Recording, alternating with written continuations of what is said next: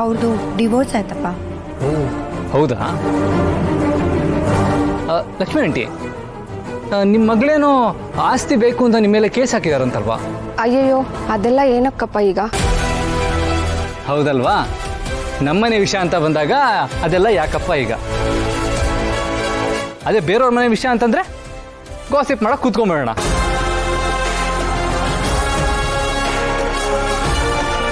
ಸರಿ, ನಿಮ್ಮೆಲ್ರಿಗೂ ಇವಾಗ ಗಾಸಿಪ್ ಮಾಡ್ಬೇಕಲ್ವಾ? ಸರಿ, ಗಾಸಿಪ್ ಮಾಡೋಣ. ನಾನು ಕೂತ್ಕೊಳ್ತೀನಿ. ನಿಮ್ಮ ಮನೇಲಿ ಏನೇನು ಆಗ್ತಿದೆ ಅನ್ನೋದನ್ನ ಹೇಳಿ, ಓಕೆನಾ? ಹೇಳಿ, ನಿಮ್ಮ ಮನೇಲಿ ಏನೇನು ಆಗ್ತಾ ಇದೆ? ಶರತ್ತು, ಇದೇನಿದು?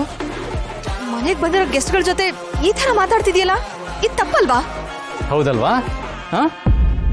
ನಾನು ಹೊರಗಿನವ್ರ ಬಗ್ಗೆ ಮಾತಾಡಿದ್ರೆ ತಪ್ಪು, ನೀವು ನಮ್ಮನೆಯವ್ರ ಬಗ್ಗೆ ಮಾತಾಡಿದ್ರೆ ತಪ್ಪಲ್ಲ. ಶರತ್, ನೀವ್ ಯಾಕೆ ಓವರ್ ರಿಯಾಕ್ಟ್ ಮಾಡ್ತಿದ್ದೀರಾ?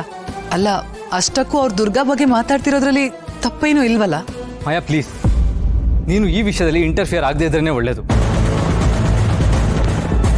ದುರ್ಗಾ ಏನು ಮಾತಾಡಲ್ಲ, ಸೈಲೆಂಟ್ ಆಗಿರ್ತಾಳೆ ಅಂದ ಮಾತ್ರಕ್ಕೆ ಅವಳನ್ನ ಹೇಗೆ ಬೇಕೋ ಹಾಗೆ ಟ್ರೀಟ್ ಮಾಡೋದಕ್ಕಾಗಲ್ಲ. Even she has feelings.